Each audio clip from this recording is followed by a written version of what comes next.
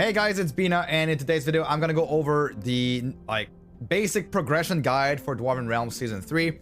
This is a video I have been asked quite a bit, so we'll go over the basics. If at any point in the video you find yourself asking yourself some questions about a certain mechanic, whether it is dungeons, some Elven capitals, some whatever word that you're wondering what it is, I have guides for pretty much everything, which I will link down below. All of the guides for the different things that we do in Dwarven Realm. So this video, you will need to have a little bit of knowledge about these things to properly understand the loop, but overall it's going to give you a good sense of direction as to what to do at what point in the game, and then you can go look up the different guides to see if you want to understand a little bit more and push things a little bit further in your understanding of these mechanics. So let's go straight ahead. First of all, the campaign. Campaign is here. After Rupture 11, you will want to upgrade your offense to purple. So after doing Rupture 11, you unlock this station in town to craft your offense. You go here, you put them in, and then you can upgrade and give your offense some powers. This is going to give you a big power spike for the campaign, and is going to basically carry you through the campaign afterwards. So that is number one. You can follow here. Campaign, after Rupture 11, you upgrade the offense to purples. Then Rupture 31 to 35 has energy regen and health purples. So these are going to be Rupture 31 up to 35. These have containers that have guaranteed purples in them. Each one of them is like one is like helmet, the other one is like glove, chest, pants, and boots. I don't know what order exactly, but it has some decent health regen and health purples. So that will enable you to basically spam your abilities and have enough energy regen to be able to sustain it. So instead of only spamming auto attack, you will now be able to spam your main attack. Number 3, after the campaign, when you're ready, turn in your dailies. Do the catacombs for the imbued Dwarven runes. So let's go first towards the dailies. The daily NPC is located here in town. He is called Void.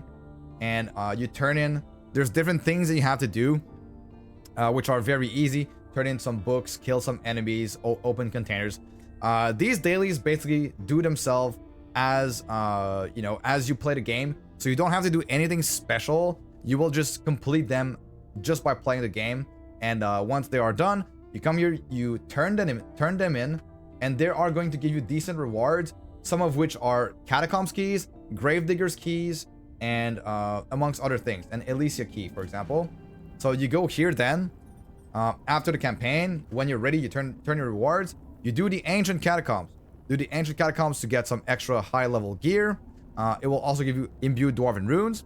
You do gravediggers for gems that improve your fossil and also give you some imbued Dwarven runes. And then you can go here to unlock your monograms for your build. So once you've got that, you're going to be able to infuse some gear with some monograms, assuming that you have your opinion, resources. But it's an absolute garbage opinion. Trash. Assuming that you have the correct resources. Thank you so much, Pink Penguin, for the sub. And yeah, that is going to essentially give you an early power spike, depending on the build that you are going for. I am not going to cover builds in this video. I'm just going to give you like the general basic idea of how to progress. So turn in your dailies, get those imbued Dwarven runes, get those higher eye level gear, and then put in your best monogram for the build that you are playing. Then run the ruptures that you are comfortable farming. This means every 10 increase the difficulty drastically. So going from 39 to 49 to 59, from 39 to 40, you basically double the amount of damage that you need to be able to clear the rupture efficiently. So start with, whatever it is, 79, then go to 89 and go to 99 for your farming level of ruptures. That is going to be the most efficient rupture level to farm some gear and some items and some resources. Getting more passives and mastery levels will help a lot. So you want to farm a level that you can clear the monsters very easily, and to know that you can actually kill that rupture efficiently, you will kill the boss in under 30 seconds. I am at a point where I kill the boss in under 5 seconds where I'm at, but like early on, killing it in under 30 seconds is pretty efficient. So just get more mastery levels, you will unlock more levels, more passives. Your passive will actually give you some armor bonuses with your mastery, some flat damage bonuses. So just play more, get your first 200 levels. It's not very hard. Get your first 200 levels and you will unlock all of the passive points and also unlock a lot of your mastery. So that is the main thing past the story is keep killing monsters. Town is lava. Don't spend too much time crafting gear. Use the loot filter and progress your rupture levels to get higher eye level gear. So spending too much time in town looking at every single item that you find is not good. You are essentially wasting time. You could be using that time instead to kill more monsters, gain more levels, and get more mastery levels as well. So make sure to use the loot filter.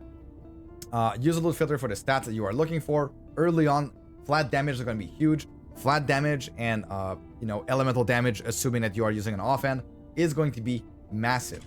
So learn about the loot filter. Select the stats that you want. Selects all the stats on the item. They need to be all on the item, and any is going to highlight all items that have at least one of the stats that you need on the loot filter. So that is it. Use it. Town is lava, guys. So just keep killing monsters. Once you can farm Rupture 75 plus with another weapon than your main weapon, level all stances to 4320. This means at 4320 you unlock the energy regen bonus, but on every weapon there is also 10% maximum health and 100 flat health. This is going to be huge for your health and your energy regen. So these bonuses are available on all stances, even when you're not using the proper stance for that bonus. These are just permanent buffs to your character, which is available to all the stances. So I am majory, so this is my main weapon, but I did level all of the other ones to 4320 to be able to benefit here. Why Rupture 75? Because at Rupture 75, you unlock the ability to drop scrolls container. These are going to be very useful to craft some bridge keys and farm some Elven capital keys. So that's why once you can farm Rupture 75 plus, you do it. So ideally you would farm Rupture level 79, for example. Maybe you find another weapon that you like better as well. So that is another thing, right? Maybe you want to actually swap your weapon to something else, and then this enables you to like test all weapons. Remember that you can AFK farm this game. Health regen percent is a value based off of your max HP. Once you have enough energy regen, you can just double click on your skill. It automatically casts. The rupture lasts for 10 minutes. And assuming that you have enough survivability, you can actually AFK farm in this game. You don't need you don't need anything else than just enough energy regen. So that is pretty much like one of the best tips is AFK farming is the way that is one of the main ways that people are farming for so much for so long, because they only spend a little bit of time in front of the computer and then they just basically AFK farm for this. Obviously, active farming is better and you will get more resources, but when you can't, just AFK farm, your character will still progress. Number 7, run bridge for a power spike. Ideally, you want your stance and offense on item if you are lucky, and keep in mind that you can do this in the Underrealm first. So Bridge of the Demigods, you can access it at first in the Underrealm at Rupture level 100. It is here, Bridge of the Demigods boss fight, and this one will only cost you 1 Underrealm key. So you're not spending those precious scrolls that you've gathered during the Ruptures. You're only spending 1 Underrealm key, which is a disposable resource. You don't need that many of them. So you can try this one to see if you're powerful enough. When you are powerful enough, you can then go ahead and run them in the actual with the actual real keys, and be sure that you won't be wasting your scrolls. So Bridge of the Demigods is the one here. It drops some really nice purples with stats on them. Can also drop a good weapon.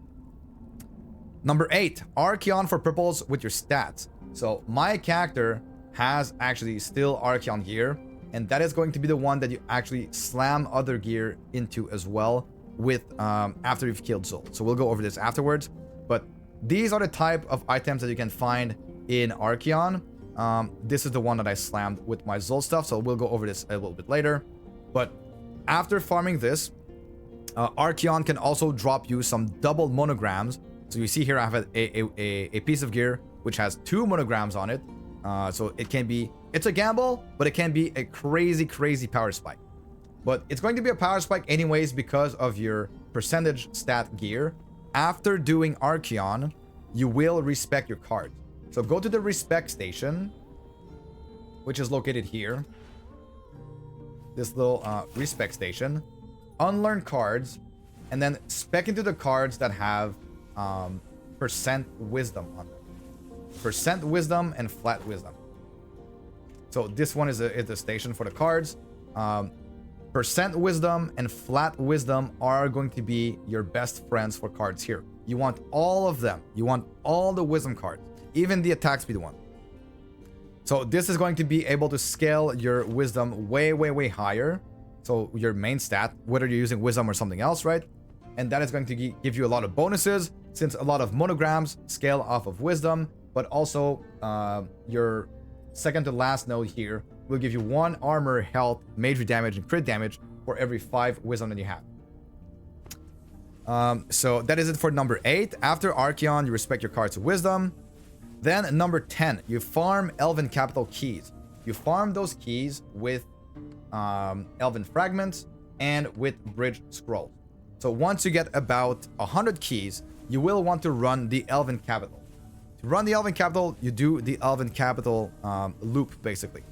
First of all, the loop includes running the catacombs. You run the catacombs to get some gear. You get some higher eye level gear in catacombs. After the catacombs, you craft the gear that you find into the catacombs into gear that you might want to infuse into your gloves, or whatever piece of gear that you decide to juice up to the maximum. And that is one piece of gear that you will keep until the end of the game. So choose it carefully. It can be any piece from Archeon, from chest, gloves, and pants. These are the ones that I recommend. I decided to go with the gloves one. So you craft all of your gear. You use up all of the you craft this gear with your resources, and then you donate to the Elven tree and respec. So what you do is you go to the Elven tree here. You trade in all of your materials, max all, because you've just crafted, so you don't need these anymore to craft any items. Donate everything, and then that will give you a lot of levels for your Elven capital tree. So what you do, you respec your Elven tree, you go back to it, and then to run the Elven capital, you will spec into all of the mining nodes here, here, and here, and then go directly into all digging deeper. After doing this, you go and run your Elven capitals. If you need the guide, go ahead and check my Elven capital guide. Then once you've done running your first run should be about 100 Elven capitals. Once you come back from your 100 runs, you come back here again. You don't forget to respec your tree again, right?